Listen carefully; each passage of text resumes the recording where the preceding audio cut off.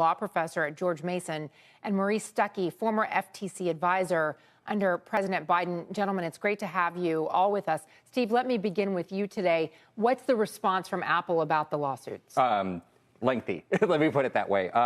First of all, they're going to fight this. They're going to fight it in court, and they say this lawsuit is a fight against their innovation. It's going to hamper their ability to make great products people like. They also point out, they talk about their global market share a little bit, which is interesting because this is a U.S. case, but basically trying to make the case, we're small. We're just 20% of the whole smartphone market. Android is, this global behemoth beyond us. But again, U.S. case, like Merrick Garland just said. And they're also just talking about how so many of these allegations throughout the lawsuit basically says, look, everything they are accused of, they have a reason for. And it all comes back to privacy, security, best experience. That is basically the argument they're making. Although, I'm not a lawyer, and I really don't even play one on TV, but I will say that when you look at the defense that gets made in antitrust cases, having an excuse for it has not worked in the past. It's not enough to just have a reason for it. Maurice, you worked for the FTC under President Biden. You know that this is an administration that has been laser focused on breaking up the potential for monopolies and antitrust practices here. What do you make of the case that we heard from Merrick Garland? It looks like a very strong case because what they're alleging is not, like with the Epic lawsuit against Apple, not anti-competitive acts that are confined to one area, but really a concerted effort by Apple to prevent disruptive innovation from threatening its monopoly. And the way it did so is by degrading quality, reducing interoperability.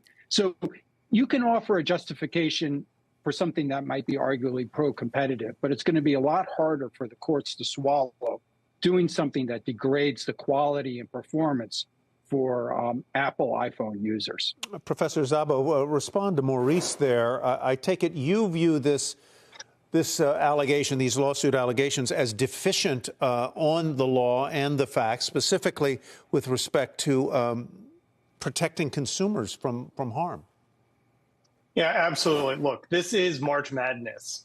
This is a baseless claim predicated on the simple fact that consumers are not being harmed. Now, my colleague over there was saying how the devices have not continued to improve. That just doesn't match reality. It seems like every other day I'm getting some new function or feature pushed to my phone by Apple as part of an iOS update. They are constantly innovating. Let's look at competition in the marketplace. There's Apple and there's Android. So you have the Department of Justice that is actually suing Google, the maker of Android, for being a, quote, monopoly, and now suing Apple for being, quote, a monopoly, yet they're direct competitors. So you got to pick one. Which is it? And finally, we have to look at what is the purpose behind this. The complaint is, well, iPhones are really expensive. Yeah, they are. That's accurate. But the thing is, if people don't want to pay a premium price for a premium product, they can always go out and buy an Android phone or another different device. And that's competition in the marketplace. It's like complaining that Sonos speakers are too expensive. Yeah, they're expensive. They're a premium product. But at the end of the day, the claims in this lawsuit just don't make sense. And it's absurd that our Department of Justice is out there fighting to decide whether we see green bubbles or blue bubbles on our phones, or complaining that the Apple Watch only works with Apple devices. Come on, this is not a legitimate complaint. Everything's being done for security, safety, and improving the ecosystem and experience on the phone.